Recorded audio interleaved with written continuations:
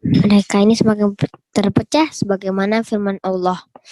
Daraballahu masalan rajula fihi syuraka'u mutasyakisuna wa rajulun salaman lirajul wa rajulun salaman lirajul hal yastawiyani masal alhamdulillahil bal aksaruhum la ya'lamun. Allah membuat perumpamaan yaitu seorang laki-laki budak yang dimiliki oleh beberapa orang yang berserikat namun berselisih, dan seorang budak yang menjadi milik penuh seorang tuan saja. Adakah kedua budak itu sama halnya? Segala puji bagi Allah, layak kebanyakan dan mereka tidak mengetahui. Quran Surat Az-Zumar ayat 29. Orang yang hanya menyembah Allah semata diumpamakan dengan seorang budak yang diperbudak oleh satu tuan. Tuannya ini selalu merasa puas dengannya. Tuannya ini memiliki tuntutan tersendiri dari budak tersebut sehingga sang tuan selalu merasa puas dengannya. Adapun orang musyrik diumpamakan dengan budak yang memiliki beberapa tuan. Budak ini tidak mengetahui siapa yang ridho kepada dirinya dari sekian banyak tuan itu. Masing-masing tuan memiliki keinginan tersendiri. Setiap tuan memiliki tuntutan yang keinginannya masing-masing. Setiap tuan punya kemauan yang berbeda. Oleh karena itu, Allah berfirman. Nah, sekarang mereka akan semakin terpecah sebagaimana dalil dari Al-Qur'an surat Az-Zumar ayat 29. Teman-teman yang punya mushaf, yang punya Al-Qur'an, ada terjemah lebih bagus, bisa lihat nih bahwa Allah Subhanahu wa taala membuat perumpamaan yaitu seorang laki-laki budak. Jadi yang dimiliki oleh beberapa orang yang berserikat namun berselisih. Jadi satu budak dimiliki oleh beberapa orang, namun setiap bosnya itu beda-beda maunya. Dan seorang budak yang menjadi milik penuh seorang tuan saja. Apa beda? Adakah kedua budak itu sama halnya? Allah Subhanahu wa taala tanya tuh. Beda nggak antara satu budak yang dimiliki oleh banyak bos atau banyak majikan dengan budak yang hanya dimiliki oleh satu majikan? Allah Subhanahu wa taala umpamakan seperti itu tuh teman-teman. Jadi orang yang hanya menyembah Allah semata diumpamakan dengan seorang budak yang diperbudak oleh satu tuan. Tuan ini selalu merasa puas dengannya. Tuan ini memiliki tuntutan sendiri dari budak tersebut sehingga sang tuan selalu merasa puas dengannya. Adapun orang musyrik diumpamakan dengan budak yang memiliki beberapa tuan. Jadi bisa bedain ya. Bayangin, bagaimana beberapa tuan yang berselisih itu bisa bersatu dan bisa merasa puas masing-masing. Tentu nggak bisa teman-teman. Karena setiap tuan itu maunya beda-beda. Oleh karena itu Allah Subhanahu wa taala berfirman, "Daraballahu masala rajulan fihi syuraka'u mutasyakisun." Allah membuat perumpamaan yaitu seorang laki-laki atau budak yang dimiliki oleh beberapa orang yang berserikat namun berselisih. Budak ini dimiliki oleh beberapa tuan.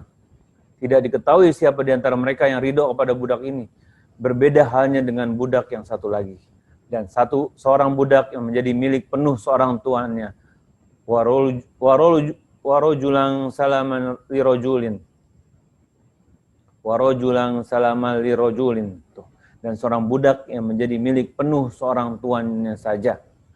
Budak ini dimiliki oleh satu tuan saja sehingga tuannya ini merasa puas dengannya. Inilah permisalannya Allah buat antara orang musyrik dan orang tauhid. Ya kan teman-teman? Jadi nggak sama antara orang musyrik dengan orang yang bertauhid.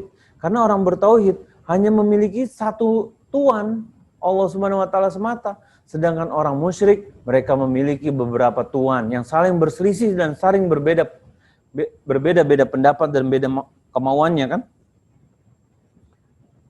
Karena mereka selalu berpecah belah dalam peribadahan mereka. Lalu Nabi Muhammad SAW memerangi mereka dan tidak membeda-bedakan satu sama lain. Jadi teman-teman permisalannya gini.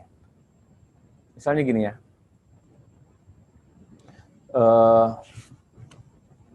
Misalnya gini, ada contoh seorang kontraktor, ya. Kontraktor nih pembangun lah, developer atau pembangun rumah. Dia tuh terima order kan, mau ada sebidang tanah nih, mau dibangun, katanya yang ini, suami istri dan satu anak. Dia suaminya bilang, nanti pas lagi pembangunan nih, ribut nih, istrinya mau 1 lantai semuanya, suaminya mau 2 lantai. Pas lagi datang suaminya, bilang ke kontraktor, bikin 1 lantai ya, siap bos. Suaminya pergi. Besoknya istrinya datang, Mas, bikinin 2 lantai ya. Bingung nih si kontraktor. Gimana ceritanya nih? Iya, aku mau 2 lantai, karena aku pengen dapurnya di lantai 2, biar dekat sama kamar tidur. Jadi kalau aku lapar, mau snack, tinggal ke dapur, nggak usah turun. Suaminya bilang, 1 lantai aja. Udah tuh, berselisih terus tuh.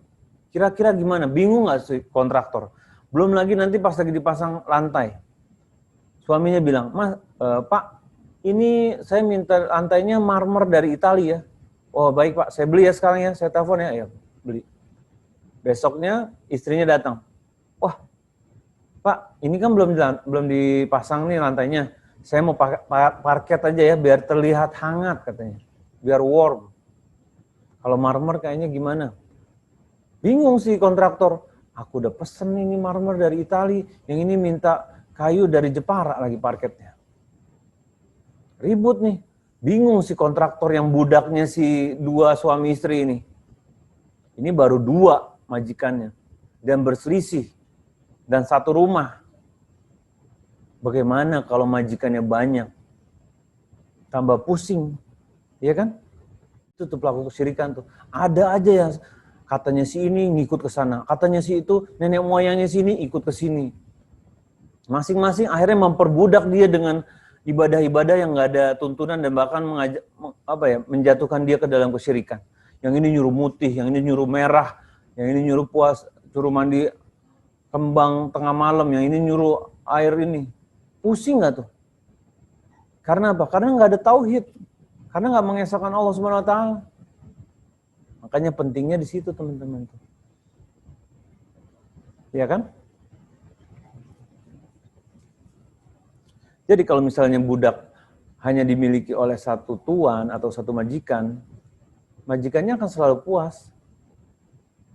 Dan sebagaimana kita tahu, jika mereka berpecah belah dalam peribadahan, lalu Nabi Muhammad SAW memerangi mereka teman-teman, dan tidak membedakan satu sama lain, ya kan?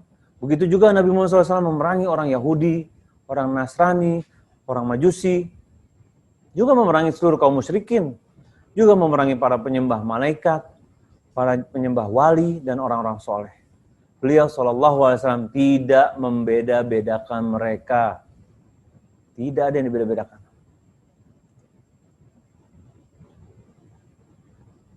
Perkataan Syekh Muhammad rahimahullah di sini adalah bantahan kepada orang-orang yang mengatakan bahwa orang yang menyembah orang soleh atau menyembah salah satu malaikat,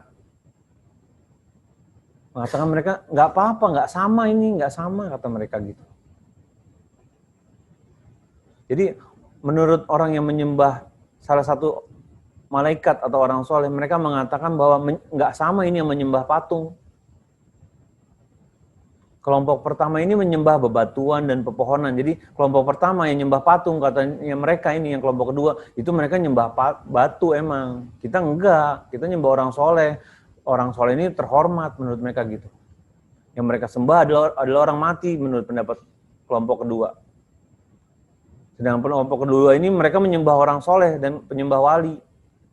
Kelompok kedua ini berbeda dengan orang yang menyembah patung menurut mereka gitu. Sebenarnya maksud orang-orang yang mengutarakan ucapan ini bahwa hukum orang yang menyembah kubur saat ini tidaklah sama dengan para yang menyembah patung. Jadi mereka ini sengaja untuk membuat kerancuan. Dengan mereka mengatakan mereka menyembah orang soleh, mereka tidak mau menghukumi kuburan yang mereka sembah itu sebagai batu, sebagai patung. Dan menurut mereka yang nyembah kubur ini enggak kafir, belum tentu kafir. Menurut mereka ini amalan para penyembah kubur ini belum tentu syirik. Jadi mereka nggak pantas untuk diperangi. Dan ini dibantah oleh Nabi Muhammad SAW. Rasulullah SAW tidaklah membedakan di antara mereka. Dalilnya mana? Tadi banyak dalilnya. Semuanya diperangi.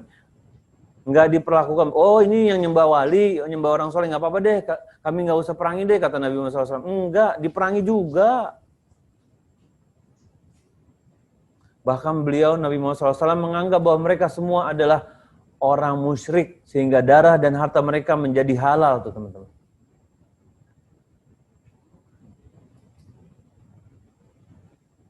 Jadi ada yang mengatakan, oh nyembah kuburan orang soleh ini nggak apa-apa, nggak sama menyembah patung atau batu, enggak sama. Nabi Muhammad SAW perangi semua tuh, nggak dibeda-bedain. Sebagaimana kita tahu kaum Nasrani yang menyembah Al-Masih, ya kan? Isa bin Maryam, padahal Isa hanyalah utusan Allah. Tetapi beliau, Nabi Muhammad SAW, memerangi kaum Nasrani. Begitu juga kaum Yahudi yang menyembah Uzair. Padahal Uzair adalah nabi atau orang soleh di antara mereka. Juga tetap diperangi oleh Nabi Muhammad SAW. Ghairil maghdubi alaihim waladhdallin tuh. Bukan jalan orang-orang yang kamu murkai, yaitu orang Yahudi. Dan orang-orang yang dolin, orang-orang yang sesat, orang Nasrani. Dan kita baca 17 kali dalam sholat kita. Sehari semalam, 17 rakaat kita baca Al-Fatihah. Kita nggak mau termasuk dalam kaum Yahudi atau Nasrani, tapi kelakuannya sama dengan menyembah orang soleh, menyembah Nabi. Gimana ceritanya kita minta nggak mau seperti mereka, tapi kelakuan kita seperti mereka, coba.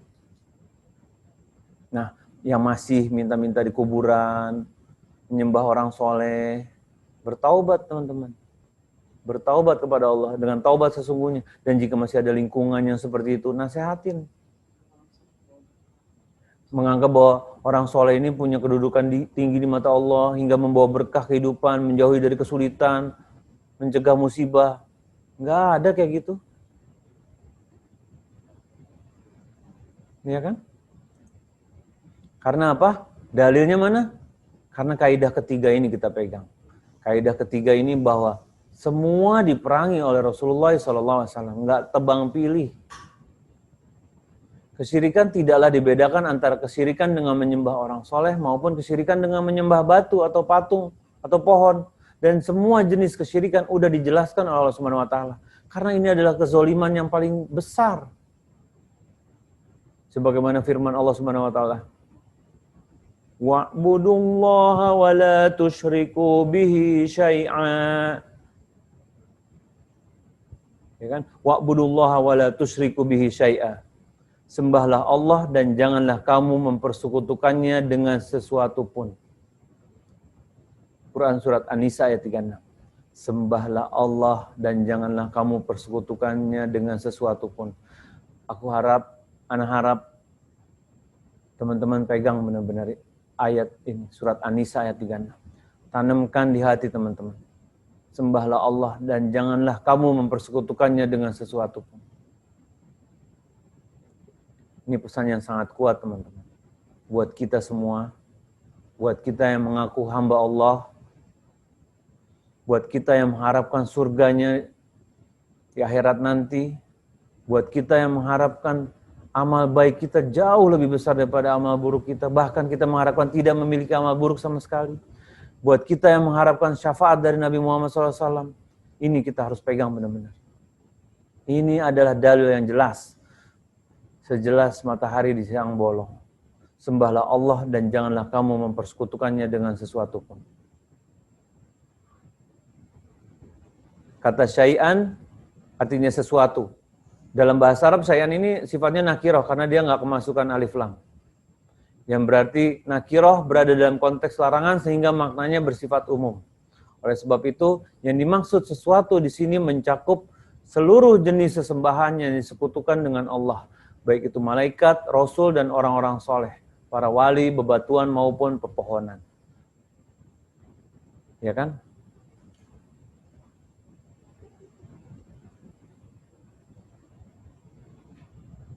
Baik. Mungkin untuk malam ini insya Allah sampai di sini. Karena kalau kita bahas dalilnya yang selanjutnya akan masuk ke pembahasan baru. Semoga bermanfaat. Kita buka di kolom diskusi jika ada ada materi yang kita bisa diskusikan atau bisa kita sharing buat sesama sehingga bisa menambah keberkahan pembahasan kita. Surat Az-Zumar ayat 44, Masya Allah. Ya, insya Allah nanti dikirim hadiahnya ya. Ini siapa nih? Surat Az-Zumar ayat 44. Benar jawabannya surat Az-Zumar ayat 44. Ini syirik, Masya Allah tuh kan. Udah pada paham kan? Sebenarnya kalau kita menjalankan agama sesuai tuntunan, gampang kok pahamnya. Yang jadi ribet, yang jadi kusut, yang jadi pusing adalah itu ketika ditambah-tambah dengan perbuatan yang gak ada tuntunannya. Ditambah-tambah dengan perbuatan yang katanya si ini, katanya si itu. Kadang bertabrakan, gak bisa di cross check. Oh puasanya 7 hari, oh puasanya 40 hari. Dalilnya mana? Oh katanya si ini, katanya si itu. Gimana mau ngecek coba? Gak bisa dicek. Biar mau dicek juga pasti bertentangan dengan Al-Quran. Iya kan? Oh ini dari ini nih, nenek moyang kita nih. Nenek moyangnya pelaut, bukan?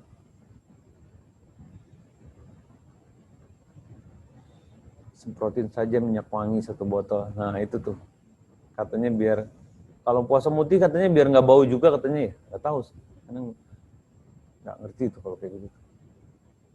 Bilangnya selalu sudah lama di keluarga. Ya pasti gitu. Nggak mungkin dia bilang, ada di kitab ini halaman segini, bunyinya begini, nggak bakalan. Pasti bilang, udah nih, udah tradisi, udah kerjain aja. Pasti bilang gitu. Akhirnya, oh ini salah satu bentuk baktiku kepada orang tua. Mana yang kita dahuluin? Bakti kepada orang tua atau bakti kepada Allah Subhanahu wa taala? Bakti kepada Allah Subhanahu wa taala, baru kepada orang tua. Jika perintah orang tua bertentangan dengan amanat dari Allah Subhanahu wa taala, ya jangan diturutin. Dinasehatin. Orang tua kan juga bukan manusia yang tak berdosa. Semua berdosa. Kullu bani Adam khoto. Semua anak turunan Adam berbuat salah. Bahkan Nabi Muhammad SAW berbuat salah. Dan ditegur oleh Allah Subhanahu wa taala. Dan orang tua kita tiba-tiba menjadi orang yang tanpa dosa gitu. Tidak pernah berbuat salah. Bisa jadi mereka nggak belajar tentang tauhid. Bisa jadi. Karena mereka menyuruh berbuat seperti itu. Dan kita ini waktunya kita nih, step up. Jadi anak, jadi cucu. Kasih tahu dengan baik. Kita cari, misalnya kalau kita omongin nggak bisa, oh kita omongin lewat cucu, cucunya suruh ngomongin dengan cara yang namanya anak-anak mungkin lebih didengar. Kan bisa kayak gitu. Gak boleh nih Mbak, ini kan syirik karena begini. Gak boleh nih Nek, gak boleh nih Kek. Oh gitu ya, kamu tahu dari mana? Kok pinter banget, kata si neneknya. Iya, aku kan belajar. Aku kan ikut kitab, bahas kitab Muslim tetapi musyrik. Nah, Masya Allah tuh. Gitu tuh. Kalau anak kecil dari kecil udah tauhidnya udah kuat, insya Allah lebih kuat. Gak gampang terombang ambing sama katanya si ini mesti begini, katanya si itu mesti begitu. Orang bertauhid itu punya prinsip. Tahu dia. Surat An-Nisa ayat 36, ya kan? Ibadah hanya kepada Allah dan tidak menyekutukan Allah dengan selainnya. Hanya Allah Subhanahu wa taala yang semata yang kita ibadahi. Dan banyak ayat yang Allah Subhanahu wa taala berfirman seperti ini, teman. Ya. Iyyaka na'budu wa iyyaka nasta'in tuh. Itu juga tauhid tuh. Hanya kepadamu aku beribadah dan hanya kepadamu aku menyembah. Hanya kepadamu aku menyembah dan hanya kepadamu aku meminta pertolongan. Tauhid semua tuh, tauhid uluhiyah. Masih ingat gak tauhid uluhiyah sama tauhid rububiyah? Sama tauhid asma wa sifat. Insyaallah masih ingat ya. Kalau nggak ingat lihat lagi catatannya. Baik, kalau nggak ada pertanyaan lagi atau diskusi lagi, kita akhiri sampai di sini. Ada lagi kah? Waalaikumsalam warahmatullahi wabarakatuh. Nggak apa-apa, telat. Yang penting kalau misalnya telat, bisa lihat rekamannya di YouTube, bisa follow akun The Habaib nih yang di sini nih. Salah terus ya. Ya, kalau ada yang mau tanya boleh ketik aja di chat biar nanti kita bisa diskusikan insya Allah. Teman-teman, ini ada juga teman yang dari Belanda, ada teman yang dari Prancis nih yang ikut di Zoom sini loh, Masya Allah. Kita yang di Indonesia waktunya enak, pas sebelum tidur. Jangan sampai kita kalah semangat sama mereka. Mereka tuh mau haus sama ilmu, di sana susah mereka mau belajar. Ya kan? Pas dapat ini, alhamdulillah mereka semangat, gak ketinggalan dari awal sampai akhir. Buat kita yang di sini, yang jamnya sama, yang waktu Indonesia bagian barat sama-sama, ayo semangat. Ilmu itu keberkahannya bisa di awal, bisa di tengah, bisa di akhir. Dan ilmu yang berkah itu ilmu yang bermanfaat, ilmu yang bisa diamalin. Apa kita nggak mau yang kita pelajari ini kita amalin? Nah, tentunya kita mau amalin semua insya Allah ya. Semoga bermanfaat. Waalaikumsalam. Bagaimana dengan pernikahan adat yang mewajibkan membawa hal tertentu? Semisal dalam adat Betawi membawa roti buaya, apakah termasuk syirik? Nah, jadi gini, kita jangan semuanya terus kita bilang kita hukumi syirik, enggak. Ada beberapa yang budaya. Budaya itu kita lihat itu berkaitan dengan apa ya? Dengan ibadahkah? Berkaitan dengan apa? Dengan sesembahan menyembah Allah kah? Kalau cuma bawa makanan, ya misalnya bawa tumpeng, tapi bukan diniatin ibadah, cuma buat seserahan nggak apa-apa.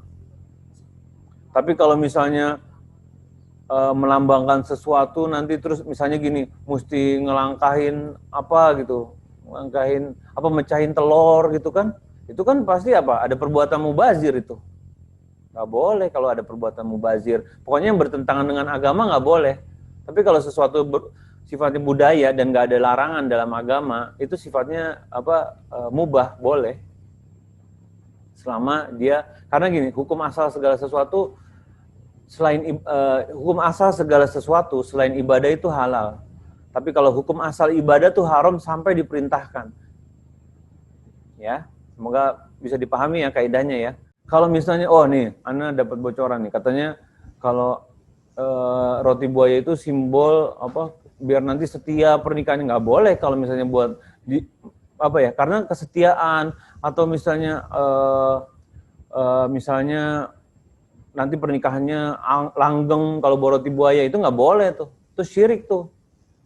Tapi kalau cuma buat bawa buat dimakan-makan, nggak ada hubungannya sama apa keyakinan, ini hati-hati ya. Ini hubungannya sama keyakinan. Sebagaimana hubungannya antara obat sama dokter yang waktu itu kita bahas. Jadi kalau misalnya obat kita yakini di dalam hati yang nyembuhin bukan Allah Subhanahu wa taala, syirik tuh.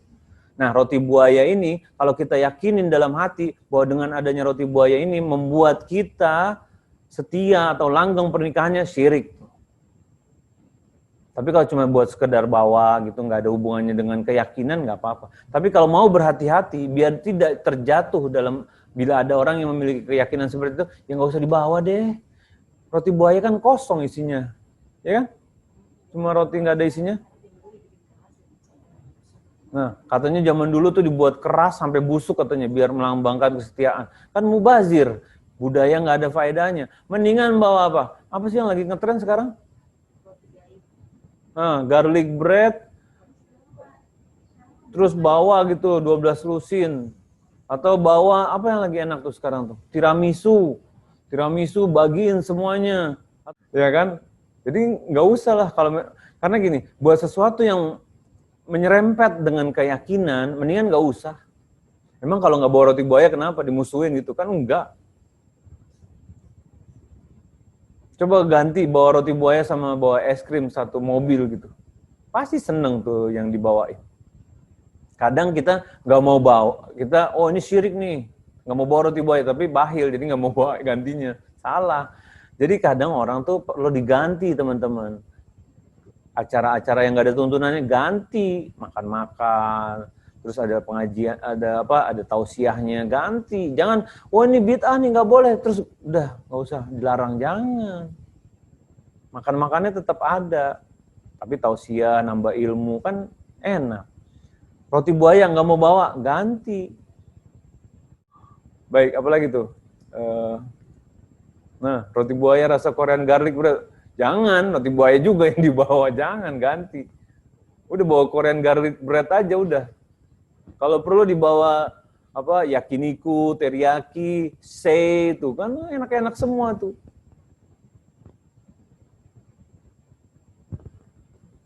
Dulu katanya jika foto bertiga tidak boleh, bahaya untuk yang di tengah. Tapi aku tidak percaya itu juga. Nah, memang. Katanya kalau foto bertiga yang tengah mati. Enggak, tiga-tiganya mati. Enggak tahu tapi yang mana duluan. Karena tiga-tiganya pasti mati, kan manusia tiga-tiganya. Syirik tuh kalau percaya kayak gitu tuh. Terus nggak ada yang mau, atau pergi ke laut selatan nggak mau pakai baju hijau karena nanti apa katanya. Dulu katanya udah. Soalnya buaya katanya hewan setia. Enggak. Ngapain manusia disamain sama hewan? Udah deh, nggak ada hubungannya. Manusia tuh jauh lebih mulia daripada hewan. Ngapain kita disama-samain sama hewan?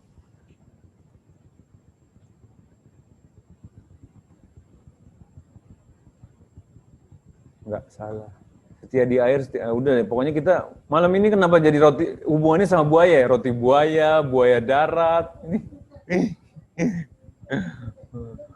Ini roti buaya rasa Korean garlic bread juga. Ya pokoknya gini, kita harus berhati-hati dengan keyakinan. Karena bila ada budaya yang berkaitan dengan keyakinan, biasanya tercampur dengan kesyirikan. Dan kita harus tunduk dengan dalil dari Al-Quran dan hadis. Nggak boleh kita asal ikut tanpa ini. Tapi jika budaya nggak ada hubungannya dengan beribadah kepada Allah, tidak ada hubungannya dengan keyakinan, dapat mendatangkan mudorot atau mendatangkan manfaat, nggak ada hubungannya, ya nggak apa-apa sebenarnya, ya kan? Jadi gitu. Semoga jelas ya. Insya Allah untuk malam ini kita akhiri sampai di sini. Semoga bermanfaat. Sama-sama. Jazakumullah khairan katsiran, ikhwah. Dan semoga yang sedikit ini bermanfaat. Mohon dimaafkan, habis ini yang mau beli roti Korean garlic bread ya boleh gitu ya kan. Isam udah nagih nih Isam. Ya udah, semoga bermanfaat. Kita tutup dengan pembacaan doa kafaratul majelis. Subhanakallah wa bihamdik, asyhadu an la ilaha illa anta astaghfiruka wa atubu ilaik. Assalamualaikum warahmatullahi wabarakatuh.